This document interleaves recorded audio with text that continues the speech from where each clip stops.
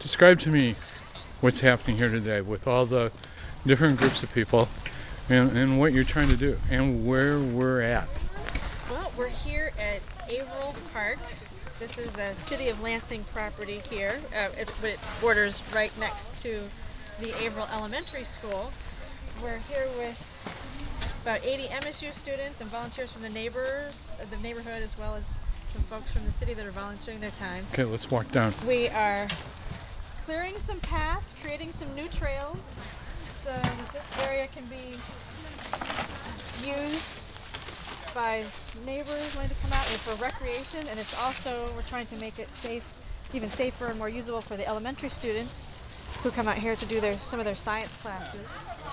This woods has been really important to the neighbors, so we wanted to preserve the native flora and the fauna that's in here. There's some pretty interesting things in the woods, so we're trying to maintain that and also balance that with making it more user-friendly for humans to come through as well.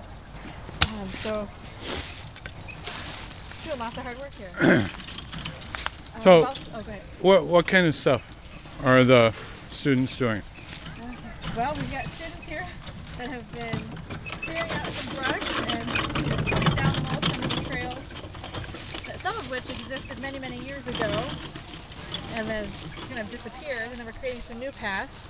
So we've putting in some drainage areas here, and as you can see that the students and these neighbors have done some really creative work using the logs that are here to try and create some paths where there's a lot of water. We're right next to a vernal pond, which is pretty unique.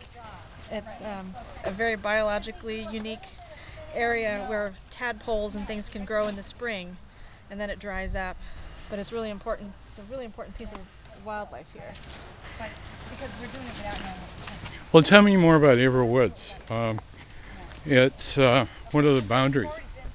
Averill Woods is bounded on the north by Cooley, which is just south of Mount Hope, and then on the west we have Waverly. Go ahead. No, you're doing. You go, woman. Great. Holmes on the south, and then Deerfield to our east. This is amazing. Everybody's coming through the trail that we didn't think was really usable. This is great. So Averill Woods, we were founded in July of 2004. And you were part of that group, right? I was part of that founding group. There's also a group when the neighborhood first started back in the mid-60s.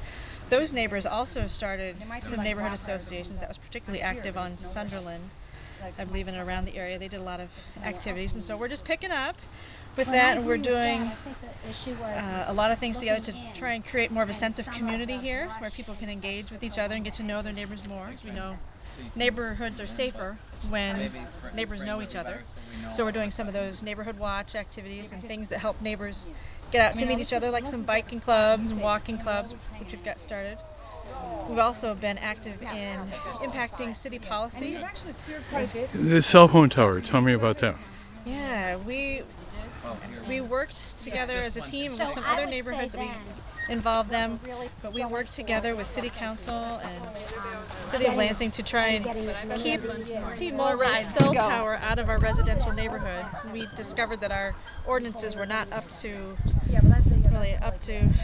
current standards to help us to make sure that we only had cell towers in the places that really made the most sense in the industrial areas. So we were working together, we held them off, and we ended up keeping the cell tower out of our neighborhood, and we also worked with City Council to develop a new ordinance that would guide the placement of cell towers in places that are consistent with our neighborhood quality of life. So that was pretty exciting. How would you describe that quality of life? Good place to raise a family? Oh, this is a wonderful place to be. This neighborhood, as we were talking earlier today, is extremely diverse in just about every way you can imagine, and that's something that neighbors value here.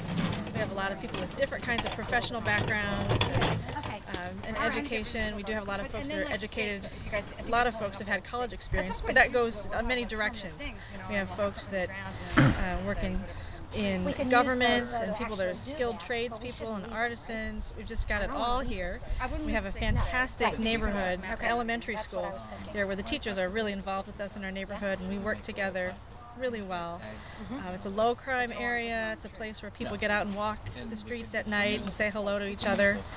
So don't throw the So stakes out. you would say that given the fact that the state is distressed, we have a community here that works. We absolutely do have a community that works. We may have been insulated somewhat from some of the things that are going on all around the state, but this is a place where neighbors help each other out.